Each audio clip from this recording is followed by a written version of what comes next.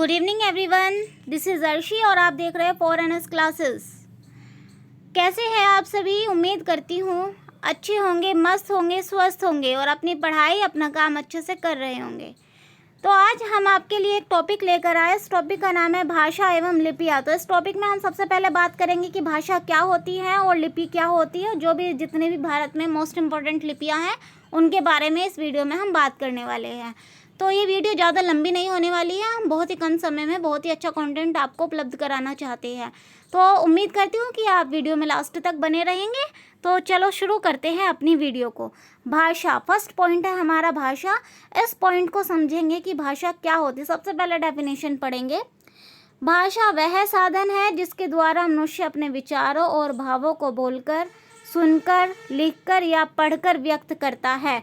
भाषा क्या है? इंसान के जो विचार होते हैं, विचार मतलब उसकी कुछ नीड्स होती है, उसके कुछ ज़रूरतें होती है या उसके कुछ विचार होते हैं, तो वो क्या करता है, उन्हें बोलता है, मतलब मुख से निकालता है, बोलता है या सुनता है या लिखता है या पढ़ता है। मतलब एक दूसरे के बीच क्या करना होता है कि कम्युनिकेशन करना होता है, आपस में विचारों का आदान प्रदान करना होता है। और जिस माध्यम से हम विचारों का आदान प्रदान करते हैं उसे हम भाषा कहते हैं।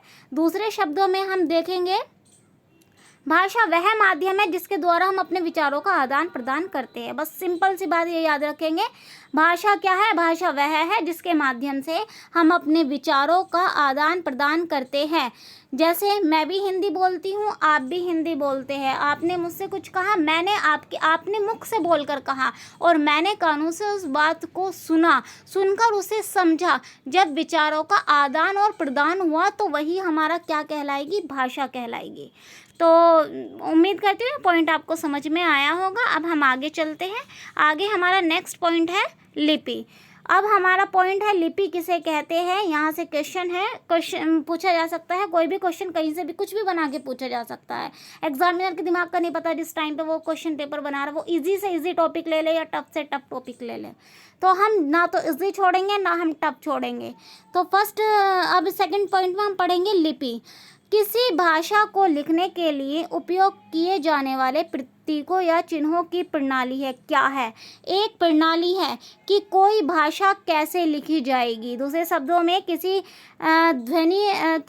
भाषा की ध्वनि को लिखने का तरीका है। क्या है? लिपि है। अब आप देखेंगे जैसे हिंदी भाषा में कै लिखा जाता है तो कै ऐसे लिखा जाता है और कै ऐसे ही लिखा जाएगा। किसी और तरीके से ऐसे तो कै लिखा नहीं जाएगा या ऐसे तो क्या लिखा नहीं जाएगा, तो क्या ऐसे ही लिखा जाएगा। यही लिपि कहलाती है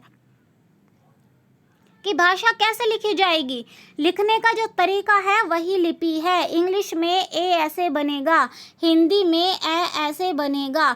तो ये जो तरीका है ये तरीका ही लिपि कहलाती है। आपको समझ आ गया होगा लिपि किसे कहते हैं। अब भारत की लिपि एवं भाषाओं के बारे में हम कुछ मोस्ट इम्पोर्टेंट पॉइंट को देखेंगे। तो भारत की लिपि एवं भाषा, भारत में अनेक लिपियां हैं जिसमें सबसे महत्वपूर्ण है देवनागरी, ब्राह्मी, खरोष्टी, शारदा और नागरी। इन पांचों के पांचों आप लिपियों को ध्यान रखेंगे। भारत की महत्वपूर्ण लिपि आपको ऐसे दे देंगे, 4 लिपि दे दी और इसमें से पूछा निम्नलिखित में से कौन सी लिपि भारत की लिपि नहीं है।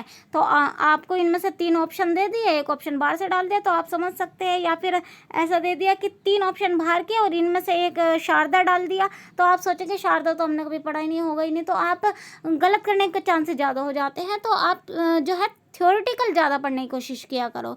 तो देवनागरी, ब्राह्मी, खरोष्टी, शारदा एवं नागरी, ये 5 लिपियाँ मोस्ट इम्पोर्टेंट लिपियाँ हैं भारत के अंदर। अब भारत में कुल 10 लिपि परिवार है और वे 10 लिपि परिवार कौन कौन से हैं वो देखेंगे। अब देखते हैं, देवनागरी है, ब्राह्मी है, खरोष्टी है। इन तीनों को तो याद तो एक भी करने की ज़रूरत नहीं, क्योंकि ये सभी हमारे भारत की जितनी भी भाषाएं हैं उनसे कहीं ना कहीं कनेक्टेड हो रही है। तमिल, कन्नड़, तेलुगु, मलयालम, ओडिया, ग्रंथ, बंगाली और मैथिली, इनका आप क्या करेंगे, याद करने का तरीका यही होता है कि 2-2 का ग्रुप बनाओ और इन ग्रुप को 3-3, 4-4 बार आप रिपीट करो। देवनागरी, ब्राह्मी, खरोष्टी, तमिल, कन्नड़, तेलुगु, मलयालम, ओडिया, ग्रंथ, बंगाली, मैथिली, ऐसे 2-2 ग्रुप बना के आप लर्न करेंगे तो माइंड में ज़्यादा देर तक टिक सकता है। तो ये जो है भारत में 10 लिपि परिवार है, तो इन 10 लिपि परिवार को आप याद रखेंगे। अब आगे चलते हैं, कुछ लिपि के बारे में कुछ महत्वपूर्ण जानकारी देख लेते हैं। अब देवनागरी लिपि के बारे में देखेंगे। यह लिपि किस किस भाषा की लिपि है? हिंदी, संस्कृत, मराठी। इन तीनों को आप बिल्कुल ध्यान में रखेंगे। ये 3 ऐसी भाषाएं हैं जिनकी लिपि क्या है? देवनागरी है। कौन सी भाषाएं हैं? एक हिंदी है, संस्कृत है। हिंदी संस्कृत दोनों आपस में बहने हैं, और मराठी इसका भाई बना दीजिए, कोई भी रिश्तेदार बना दीजिए। तो आपस में कनेक्ट करके पढ़ेंगे तो ज़्यादा देर तक टिकेगा, और ज़्यादा देर तक नहीं, वो हमेशा तक टिकेगा अगर कनेक्ट करके पढ़ेंगे। तो आप यहाँ से देखेंगे कि भारत में जो देवनागरी लिपि है, ये कौन कौन सी भाषा की लिपि आ जाएंगी?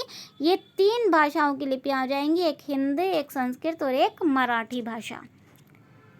अब आगे चलते हैं, ब्राह्मी लिपि। सबसे प्राचीन लिपि अगर देखी जाए तो यह है ब्राह्मी लिपि है। यह प्राचीन लिपि है। आपसे पूछा जाए सबसे प्राचीन लिपि, यहाँ से क्वेश्चन बन सकता है। 3 लिपि कहीं और से दे दी और एक लिपि ब्राह्मी डाल दी और पूछा कि सबसे प्राचीन लिपि बताइए, तो प्राचीन लिपि आप यहाँ से बता सकते हैं कि ब्राह्मी लिपि सबसे जो प्राचीन लिपि है वो ब्राह्मी लिपि है। इससे कई अन्य भारतीय भाषाओं की लिपियों का विकास हुआ है, और सबसे पहले तो आप देखेंगे कि देवनागरी जो लिपि है उसका विकास ही ब्राह्मी लिपि से हुआ है।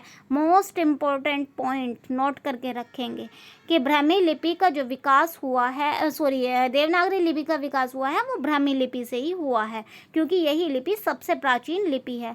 आप खरोष्ठी के बारे में पढ़ लेंगे। खरोष्ठी लिपि, यह लिपि प्राचीन काल में पाकिस्तान, अफ़गानिस्तान में प्रयोग की जाती थी। ये कहाँ की लिपि? पाकिस्तान और अफ़गानिस्तान। अब ये मत कहना भारत में रहे दूसरे देशों की हम क्यों लिपि पढ़े, लेकिन आप ये मत भूलिएगा कि पहले पाकिस्तान और अफ़गानिस्तान दोनों ही हमारे भारत का एक पार्ट हुआ करते थे। बाद में ये टुकड़े अलग बटे हैं हमारे देश के। तो आप देखेंगे खरोष्ठी कहाँ का? पाकिस्तान और अफ़गानिस्तान में खरोष्ठी लिपि का प्रयोग किया जाता था। शारदा लिपि देखेंगे तो यह शारदा लिपि जो है ये जम्मू एवं कश्मीर और उसके आसपास क्षेत्र, मतलब जो पहाड़ी इलाका है उधर का, जम्मू कश्मीर का, वहाँ पर शारदा लिपि का प्रयोग किया जाता है। शारदा लिपि कहाँ? जम्मू एंड कश्मीर और उसके आसपास के क्षेत्र के इलाके में क्षेत्र में किया जाता है शारदा लिपि का प्रयोग। अब आगे देखते हैं नागरी लिपि। यह प्राचीन काल में भारत में प्रयोग की जाती थी, लेकिन अब इसका प्रयोग नहीं किया जाता। तो आप देखेंगे नागरी लिपि यह प्राचीन काल में, पुराने समय में भारत में प्रयोग की जाती थी।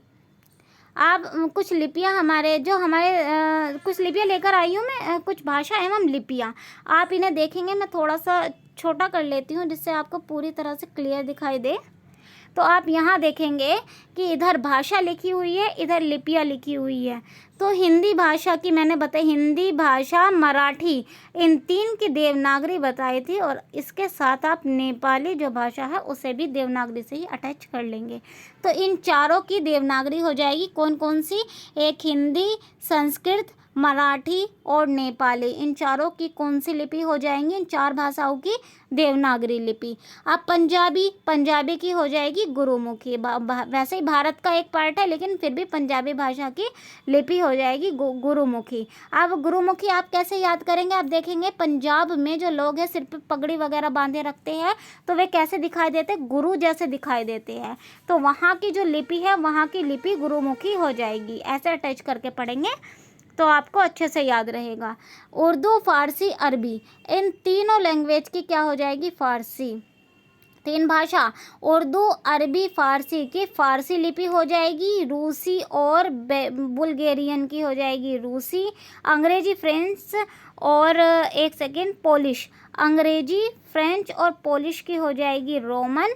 जर्मनी और स्पेनिश की भी रोमन हो जाएगी। तो इन 5 लैंग्वेज की भाषा हो जाएगी रोमन, और इन 4 की हो जाएगी देवनागरी। पंजाबी की गुरुमुखी, उर्दू, अरबी, फारसी की फारसी, रूसी और बुल्गेरियन की हो जाएगी रूसी। तो उम्मीद करती हूँ आपको ये वीडियो पसंद आया होगा और आपने पूरा भी देखा होगा। और बहुत सारे अगर मैं क्वेश्चन ऐसे लेकर निम्नलिखित में से ये क्वेश्चन कौन सी लिपि है, ये कौन सी, तो वहाँ से ज़्यादा अच्छा है कि आप फैक्ट को पढ़ें, फैक्ट को याद रखें, बाद में उसकी प्रैक्टिस करें। मैं जो आपको ये समझा रही हूँ, ये टॉपिक्स जो है आप पे करेंगे, जब आप कोर्स परचेज़ करेंगे उस टाइम पर आपको पे करना पड़ेगा, और पे करने के बाद आपको ये चीज़ें समझ मतलब ये नॉलेज, ये जानकारी आपको मिलेगी। और मैं आपको थ्योरेटिकल क्लास लेती हूँ, मैं जीके जो यूपी जीके है उसकी भी क्लास लेती हूँ, तो आप मेरे चैनल को सब्सक्राइब कर सकते हैं। अगर आपको मेरी वीडियो अच्छी लगी हो तो लाइक और शेयर करना बिल्कुल ना भूलें, और अगर आपने अभी तक मुझे सब्सक्राइब नहीं किया है तो प्लीज़ सब्सक्राइब भी कर लें। Thanks for watching and have a good day.